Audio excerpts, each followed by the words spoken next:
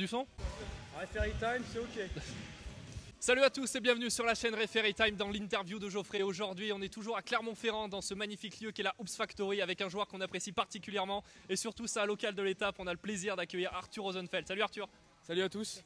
Arthur, on va parler de toi, de ton univers, de ton palmarès, de ta carrière. Est-ce que tu peux te présenter en quelques mots? Tu es de la génération 1995. Qu'est-ce qui fait qu'aujourd'hui tu es basketteur professionnel? Beaucoup de détermination. Voilà, je pense que c'est l'abnégation et le travail qui ont fait que je sois devenu professionnel. Il y a beaucoup de sacrifices, ça ne faut pas l'oublier aussi. On donne beaucoup pour obtenir, arriver à ce niveau-là. Mais après, c'est quand même un vrai plaisir de vivre de sa passion. Ça, c'est sûr qu'on est très chanceux de pouvoir faire ce métier-là. Et ce niveau-là, tu l'as pas tout de suite atteint, notamment quand tu as commencé à l'Étoile de Chamalières, arrête-toi si je me trompe. Ensuite, tu es passé au Stade Clermontois, à Lasvel, puis ensuite tu as bourlingué dans plusieurs clubs LNB. Ouais, exactement. J'ai commencé à Chamalières en étant tout petit.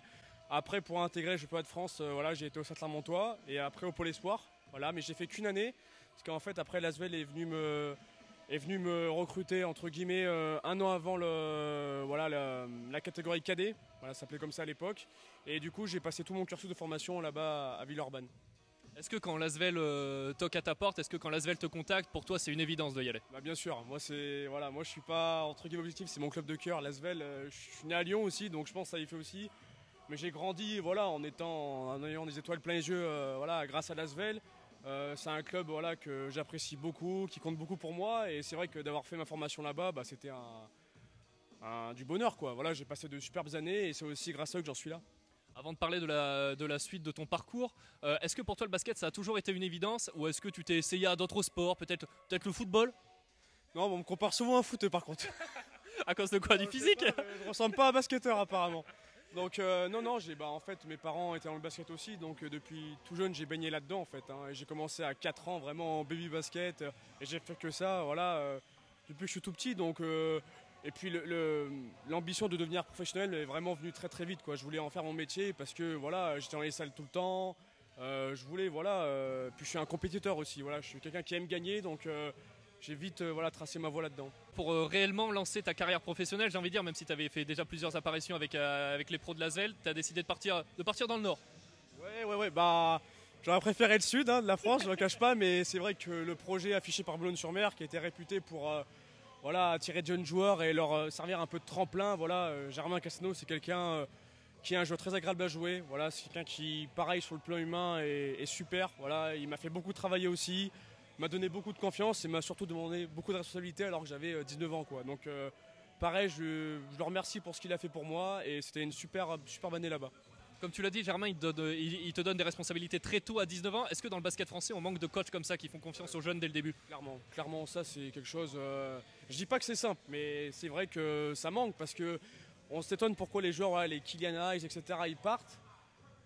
Quand on voit ce qui se passe à l'étranger, par exemple même Jonathan Roussel, Axel Bouteille qui a été dans le meilleur 5, Kylian Hayes qui était dans un 5 majeur en Eurocup, ça en France on l'a un peu moins. Donc après il y a la pression bien sûr des résultats, la pression peut-être aussi de l'organigramme, des présidents, des résultats, mais c'est sûr que c'est quelque chose qui manque. Je pense que ça pourrait vraiment beaucoup nous aider. Après peut-être que la situation là, qui est forcément un peu inédite, va peut-être aider aussi dans ce sens-là. Pour les gens qui ne te connaissent pas et qui te découvrent à travers la chaîne Referee Time, tu es un joueur plutôt basé sur le jeu rapide et sur la prise de décision en première intention. Ouais, exactement, et c'est pour ça que en débutant ma carrière, j'ai privilégié plutôt des choix de coach, parce que j'essaie de me focaliser vraiment sur les coachs, parce que pour moi, le meneur doit avoir une relation particulière et je dois adhérer vraiment à son plan de jeu.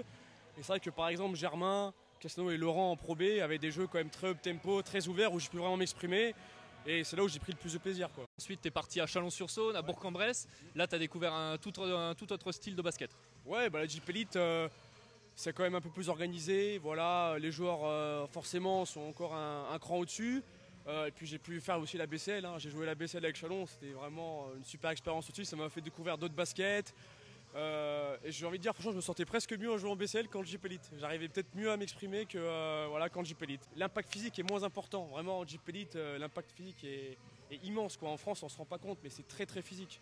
Donc, et dans d'autres championnats impériens, je pense que c'est un peu moins le cas. Lors de cette saison 2019-2020, du coup, tu es revenu chez toi en Auvergne en signant à la GA Vichy Clermont Métropole. Un choix par défaut, un choix de cœur, un choix parce qu'on t'a vendu des responsabilités? C'est pas un choix par défaut, c'est que j'avais pas forcément ce que j'espérais en GP Elite. Donc Guillaume Visa m'avait appelé, il me disait qu'il était intéressé, etc. Et donc pour moi c'était pas une régression haute, c'est qu'en fait j'allais retrouver le rôle que j'avais eu à Rouen. Et c'est vrai que j'en avais besoin, c'est le rôle dans lequel je m'épanouis, j'aime avoir beaucoup de responsabilités. Mais c'est vrai que j'ai mis beaucoup de temps à retrouver cet impact et la capacité à assumer ce rôle. Parce que de revenir du rôle de deuxième meneur en GP Elite à premier meneur a pris plus de temps en fait que je limite monter en GP Elite. Et c'est vrai que j'ai eu au moins jusqu'à décembre pour m'adapter. Et puis aussi, à Rouen, j'avais peut-être autour de moi moins de joueurs qui étaient en capacité de scorer.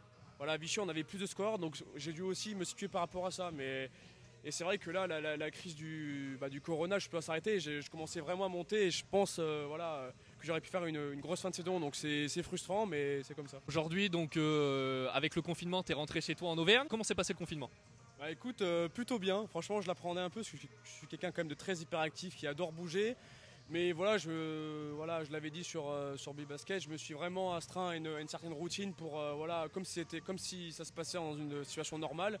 Et ça s'est plutôt passé vite quoi. Vraiment, j'ai plutôt mis ce temps à profit pour travailler, que ce soit physiquement ou même sur d'autres aspects. Tu vois, lire beaucoup. Ou vraiment, j'ai plein d'autres centres d'intérêt, donc c'était aussi positif. La routine, on va y revenir dans quelques instants parce que la routine a été quand même très particulière d'un point de vue de l'extérieur et surtout des points de vue des arbitres, notamment sur la chaîne Referee Time. Tu regardes beaucoup de matchs d'Euroleague et tu essayes de prendre le maximum dans chaque rencontre. Est-ce qu'il y a un joueur que tu idolâtres en Europe? Il y a trois meneurs, on va dire, pas que j'idolâtre, mais vraiment qui comptent beaucoup à mes yeux et qui pour moi vraiment sont d'un niveau vraiment au-dessus. Sergio Rodriguez, que j'adore parce qu'il a ce côté un peu fou mais en même temps maîtrise.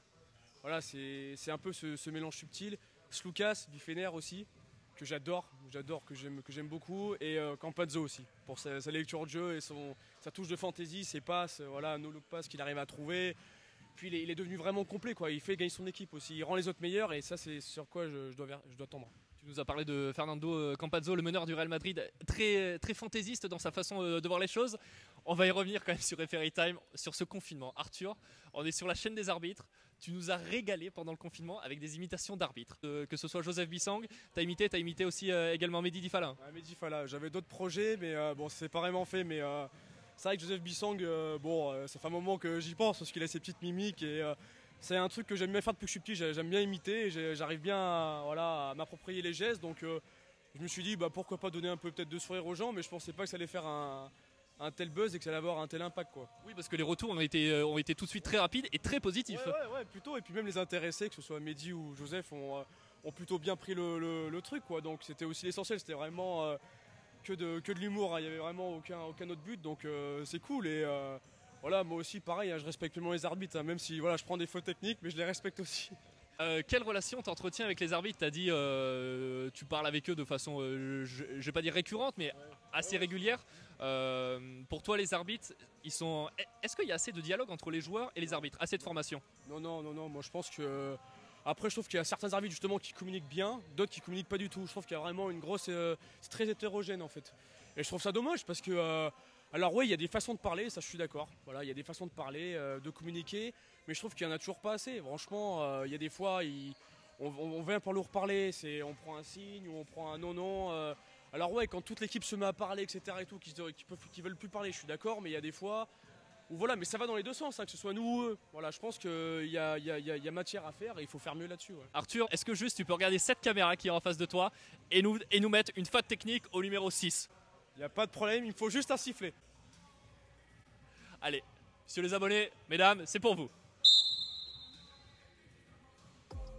Alors Arthur, il faut que tu annonces le numéro en premier et ensuite le geste. Non, Joseph, il fait un peu comme il veut. Joseph, il alterne un petit peu, il fait un peu ses mimiques, donc non, vas-y, je... Très bien, merci à toi Arthur d'avoir été avec nous sur Referee Time. On va te garder quelques instants pour faire 2-3 imitations. En tout cas, on remercie encore toute l'équipe de Referee Time, on remercie toute l'équipe de la Hoops et on te remercie toi Arthur, on te souhaite le meilleur pour à venir. Merci d'avoir pris du temps avec nous. Et à bientôt, ciao.